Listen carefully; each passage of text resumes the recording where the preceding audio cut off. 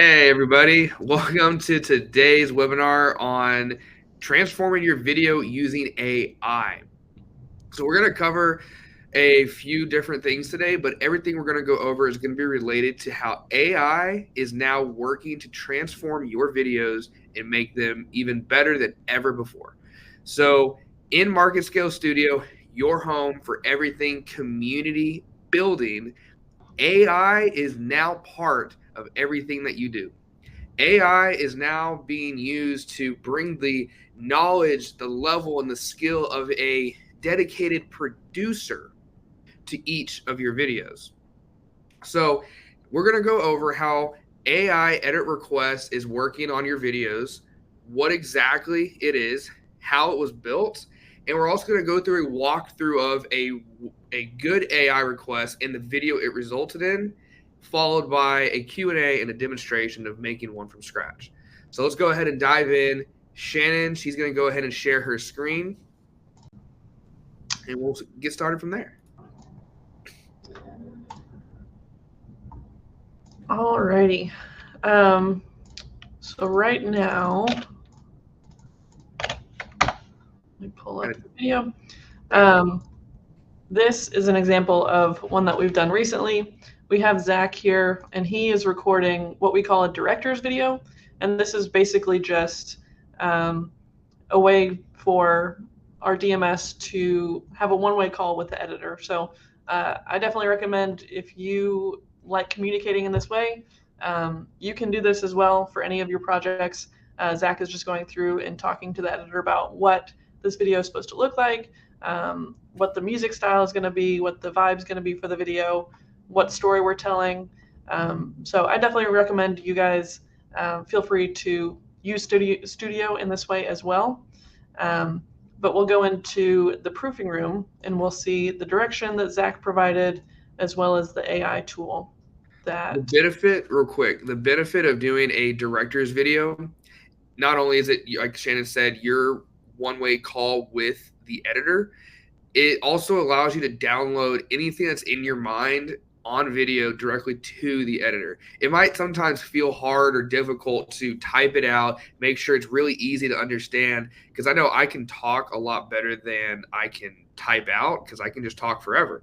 So if I just communicate on video, I know I can get a lot of what I'm trying to get across, on video for the editor to watch.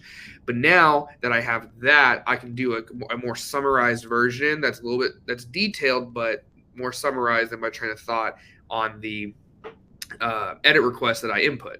But now that we're on edit request, what exactly makes a good edit request?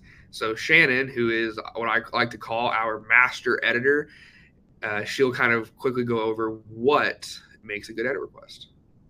Yeah, so in your edit request, and what Zach is talking about here in his director's video, but if you want to put it over here on the right side in your edit request direction, what we're looking for here on the editing side is, what B-roll do you want to see in this video? Do you want us to use stock footage? Maybe you want to see some establishing shots of the city where we're located, where this video is taking place. What music style do you want in this video? If you're not a fan of rock music and you don't really like that for your brand, that's something to drop in the edit request information. What interviewees do you want to highlight? Is there anybody specific, any sound bites that you remember that you definitely want to be in the video? And then kind of just overall, what story are we trying to tell with this video? Why are we making this video? What's the story we're really trying to get across? And then any additional style examples, if you have videos that you like, that you've seen, go ahead and link them in the edit request. If you like the editing style or the graphics of a certain video, drop that in there just for reference, and our editors will use that to when they're creating their video. Yeah, and to kind of summarize what Shannon said, you can break this down into 5, probably 6 core elements to make sure you include. Number 1, what's the goal of your video? Number 2, what the takeaway of the video should be. 3, what format is the video? Is this B-roll, interview, slice of a documentary, tutorial, anything like that? Number 4, what's your music style that you prefer? 5, graphics. Do we need to see any on-screen graphics like text graphics, text callouts, anything of that nature? On graphics, a lot of people will say, okay, well, I want to add captions. One thing I also recommend is most captions these days are done by AI, meaning that there's some level of acceptable errors on the AI. If it's a short video and you want to do animated captions, that's great. On a really long video, my best recommendation is to utilize any platform you're posting to. Every platform except for Instagram at this moment has built-in automated captions, and those are industry acceptable levels. If someone's speaking another language and they're trying to speak to English, that would be a different situation where adding captions would be a really good idea. And then lastly, number 6, as Shannon said, provide examples of previous videos, whether it's a style that you found that you like, or if this video is part of a previous series. If this is part of a series, always include that last video in the series, even if it was edited by MarketScale, because that editor, having it right there fresh in their mind while they're reading the direction, that's going to allow them to create the best video possible with what you're aiming for. But now, like we said, we're here to talk about AI. So that right there is how to provide good directions. The more you provide, the better the information. So if Shannon goes ahead and scrolls down, let's check out what the AI, what I like to call the AI producer, created. So it gave us a very overall broken down definition. It gave us the summary. It gave us the intro, middle, end, music suggestions based on what we've thought about, on-screen graphics, stock, and B-roll. One question that I feel like a lot of people are going to ask before I even look in the chat is, a lot of people are going to wonder why or how is the AI going to make my requests match my company? Well, the AI has already been taught information about your company by your digital media strategist as well as the production team. We've put a lot of information about every company, every customer of MarketScale into your specific AI. So every customer, we have an AI built just for you, and it knows your messaging style. It knows what you like about branding. It knows keywords and phrases of your company to make sure it includes that in its direction.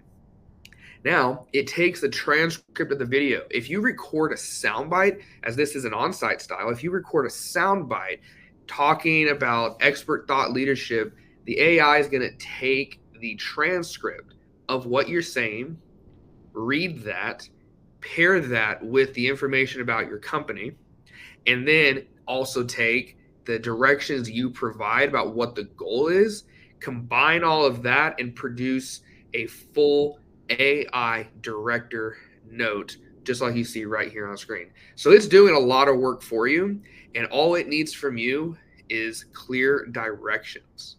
And then, so Shannon, one question about this is, if I hit generate or hit edit request and it creates the AI, what if I don't like something that's on there? Yeah, it's completely editable. So there are cases where the AI can come up with something that maybe doesn't match with your brand, or it comes up with an idea that you don't necessarily vibe with. It's completely editable. So you can come up here, edit these AI generated directions, change anything that you see in here, add any additional information, all that good stuff. Yeah. And one thing about AI, and we always talk about it because we love working and testing and playing with AI is designed to get you most of the way there. So what it generates is not always going to be exactly 100% the best possible way, but it's going to be the largest step in the direction to give the editor exactly what they need. So give it a read through, make sure it matches what you're looking for, and then if it's off, go ahead and edit it. That way the editor has what they need. I know one question that I've got is, what's better, providing short summarized directions or providing long thorough directions? Because sometimes it doesn't feel like you need to provide a lot of information on the edit. But Shannon, what happens when we go the route of little information. Yeah, that's just asking for revisions, essentially. So the more information we have, the better we can create the video on the first round. If you're not providing enough direction, that typically leads to more rounds of revisions. Yeah, so the more info that you can get in the beginning, the better. Yep, exactly. Well said there. What is the real impact of less revisions? It's very simple. You get your video faster. If it takes an editor, let's say for like we can use an on-site, it takes them a pretty long time to edit a video. When they do that video, they're going through matching the different styles and everything that we need for that edit. We send it off. Once it goes through our quality checks and it gets delivered into your studio feed, if something's off, it needs to be revised. That takes more time to get back. It's not an instant fix. It goes back to that editor and the editor will work on it. The best way to reduce the impact of revisions is providing as much information about that edit as possible. It's not provide as much as it is provide all of the information for that video. You don't have to overload them with general information. You want to provide exactly what they need. That's why we want to make sure we know what styles we're looking for, what music we need, what if we need text callouts. A big one would be is after we do the video, well, why didn't we add text callouts to this video? Well, the editor didn't see a request for text callouts and they didn't feel as though it was needed. But if it is needed, adding that on the front end would prevent it from having to be revised and take longer to get back to you. You know, the best thing you can do with Studio is get your videos fast so you can get them out to your communities and start engaging them right away. Shannon, do you have anything to add specifically about the AI, like what we're looking at right here? Yeah, I'd just say it's a great way to give you a jumping off point. So when you're thinking about producing a video, that can be a pretty daunting task. Sometimes you're just sitting there looking at a blank page and don't really know where to start. So as long as you are able to put in some information about what you want to see, this AI tool or AI producer, as Alex said, really does a lot of the creative heavy lifting for you. So it gives you a good jumping off point. If you don't love what it comes up with, it's always editable, but it always gives you a really nice place to start. So it's really great. What happens from an editor standpoint? What happens when the edit request has little information and we don't use? We'll start with the question one. What happens when the editor doesn't have a lot of information on the edit request and maybe it's only 2 sentences? Yeah, in that case, the project may get delayed because we're waiting on information, or the editor may take a guess at what you want, which is not always the best route. But we like to think of it like, if you're going down to Subway and making a sandwich, you don't tell the person, make me a sandwich and I'll let you know what I think of it afterwards. No, you tell them exactly what you want on it, all the ingredients that you want to see, give them as much information to make it right the first time, and they'll get it right. So that's kind of the same concept with producing video. If you can give them all the information that they need to produce a video the right way the first time, that video is going to spend less time in production and it's going to get out to your community and start engaging your community faster out there when it's published. So yeah, and that's very well said. And on this video here, we are looking at one that was the directions were provided very thorough. We had a great director's note. Zach gave us a lot of information on his direction, and then the AI generated some cool stuff, and then he even updated the AI to make it even better. Let's play a little bit of that video. I'm probably going to talk through it a little bit, but if you want to go ahead and play. Typically, you won't get something like this if you're not thorough on the front end. Zach had a vision, he had an idea, and he did it. The difference is, if you don't provide that idea and that vision, the editor is going to use their knowledge about your industry to make a solid video. And I will always say there's no better expert than you. There's no better expert than the expert in that community. We can teach an editor a lot, but unless you have the inside knowledge on that, stuff like this, man, that all comes from clear direction on the front end. Yep. So do we want to jump in and start a new one? Yeah, let's go ahead and do a demo. Show what it looks like from scratch. All right. So again, we have let's see. We have Zach's initial director's video here. So you recorded some information, or maybe this is just the video or the footage that you want edited. We're going to go ahead and hit approve and request edit. And so again, this is where we can provide all the information right up front. Any information about the music style, B-roll we want to see, the story we're telling, any inspiration or reference videos, we can add that here. So I have the information that Zach put in initially right here. So just talking about how the video starts out with a conversation, iMessage conversation between two people, asking about the aircraft technician role. I have some examples of videos that I like down here, the graphic style, any stock footage that you want to see, anything to cut, video orientation, and you're ready to start your edit request. And we'll see the AI get to work right away. If I have interviewees in the video, what should I do to make sure the lower thirds are correct? It's a pretty simple question. Yes, definitely include them in the direction, their name spelled correctly, their job title, and what company they're from, and we'll include that in the lower thirds. Yes. Now, the biggest reason on that, and it's a very simple one, is while you might know who that interviewee was or who that speaker is, the editor does not. We can always take a guess at how their name is spelled, but a lot of names are not spelled how they sound. And we also don't want to guess at their title. We can go search for them on LinkedIn and try to find them. But if there's someone who doesn't work for your company, if they're a partner, it's going to be very difficult to pick out who is who among the tons of search results you get on LinkedIn. So rather than having the guessing game there, make sure you supply that information up front. That way we can make sure it's spelled correctly, the title is right, and we can reduce that as a possible change later on. Yeah, so you can see the AI generated directions got produced right here. Again, you can edit anything in here, so I can see it spelled the company name incorrectly, so I'd want to go in there and edit that. But it really saved me a ton of time from having to do the creative heavy lifting, the creative producing, and really kind of built out a good storyboard for me, essentially. So the planned video is an educational piece aimed at high school, college, and middle school students.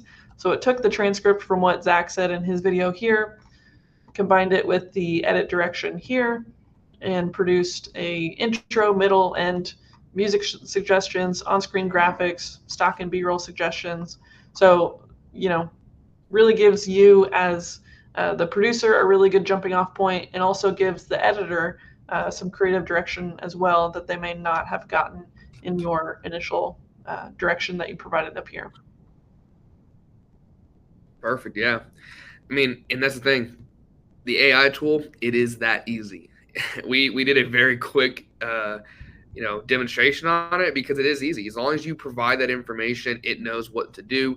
Make a couple quick little changes to it, and your editor is going to know exactly what you're looking for. They're going to know what they need to do, and the best part is they're not going to be guessing at what your vision is. They're going to be executing what your vision is.